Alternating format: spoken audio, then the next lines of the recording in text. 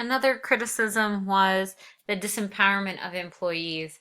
During the turn of the 20th century, employees had started to unionize. So there was this voice that employees felt they had with management. Taylorism removed that voice and made sure that employees were doing exactly what they were told by management. This created major conflicts with unions throughout the United States in different organizations that adopted Taylorism. At the end, the biggest shortcoming was reduced productivity. The idea was that employees should not have to think, do their job, and let the management do the thinking for the employees. Employees did not appreciate that experience and ended up causing more productivity issues than expected. The US government eventually got involved with an overview of Taylorism and asked to have it completely stopped at all the plants that had it implemented because it was an unfair use of labor. Management was forcing employees to do tasks that they just couldn't do because management thought that it was possible, again, with no context or content expertise, however, still directing the major work.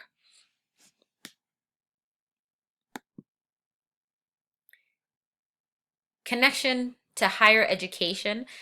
Two examples that I think about is institutional strategic planning. When universities are coming up with their strategic plans, there's always an opportunity to engage employees in conversation around what is important and how does an organization move forward in living out its mission or goals.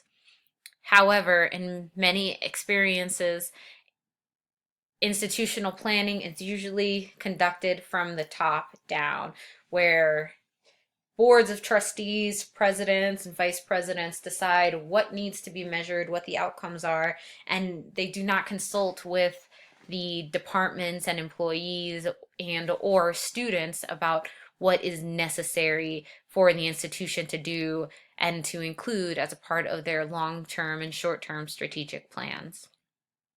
Another example is conversation around specialization versus generalization of student affairs professionals. In graduate school, we discussed the opportunity of being able to specialize in a certain field.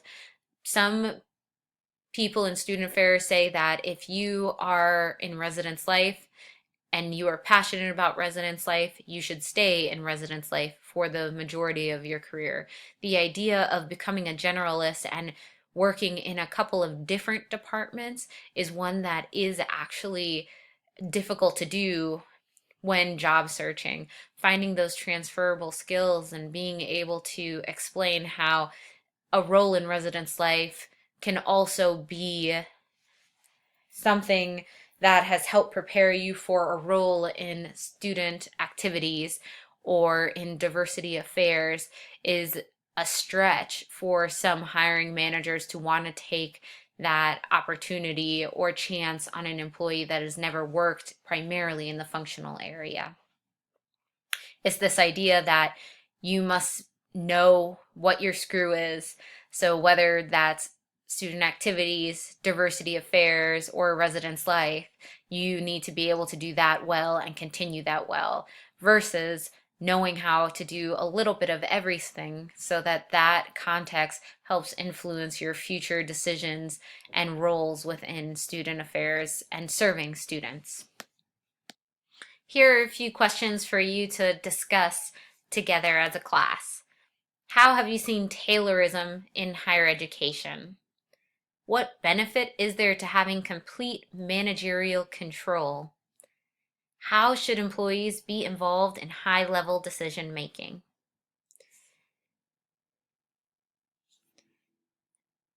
Thank you for listening to this presentation, and I hope you have a great rest of the weekend. Please feel free to email me if you have any further follow-up questions regarding Taylorism, and I hope you have a wonderful day.